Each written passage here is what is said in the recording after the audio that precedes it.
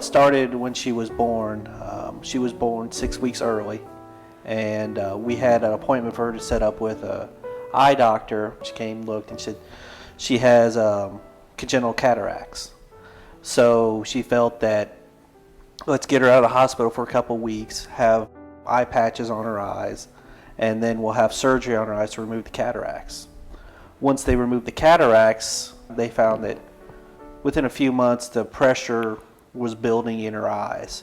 So that's how we found out about glaucoma and realized that, well, it's not just a 70-year-old man's disease, and that it's really part of the number one cause of blindness in children. She was on 3 drops for a long time. A couple of them were 3 times a day. So we would have to, a lot of times, work with teachers at school or daycare workers and make sure that they're doing the midday, and make sure we're at home at night when it's time to give them, or we're going to be out of town. Some have to be refrigerated, so we had to work around those obstacles with medication. She was really light sensitive in her one eye, and obviously after she lost the vision in her eye, I think one of the biggest changes and impacts was we don't let her play sports with balls and things like that because the risk of injury to her other eye. So that's made I think the biggest impact for her because she doesn't get to do those things.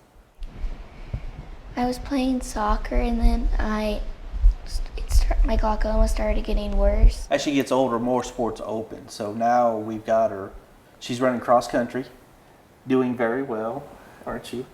And we're looking more at track. There are sports without balls.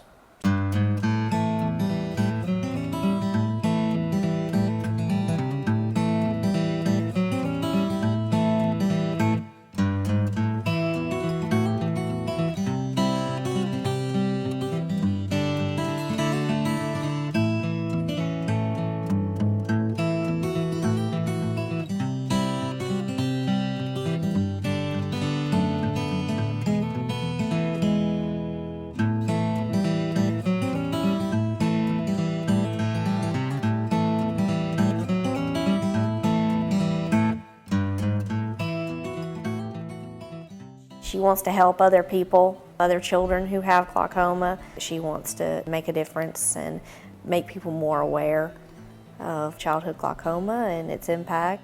Hannah had a detached retina due to glaucoma 3 years ago. So we went through many surgeries at that time, and eventually the problem couldn't be repaired. So when she started going back to school, it was right about the time of Glaucoma Awareness Week. So she wanted to do something, and she spoke to her teacher, and then they're like, we can do it. So her and her classmates made posters and raised money, just sort of a homegrown little activist, trying to help do what she can. Because I don't want other people to have to go through what I go through. So I want to try to help find something so they don't have to go through it. We knew to look for some type of vision problems with her because I had cataracts and my dad had cataracts. So we were anticipating that. I mean, at one point in time, we weren't even sure we were going to have children because I didn't want my child to face the struggles that I faced. But we wouldn't trade her, and I think she'll do well no matter what comes at her.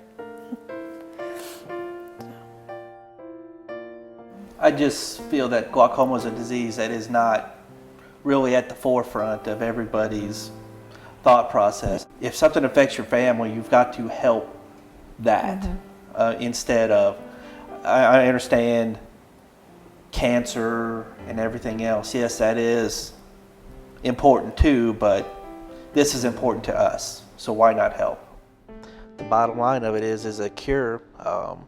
Treatments are nice, but a cure would make any treatments irrelevant. So too many diseases, yeah, we have treatments. We got to find cures.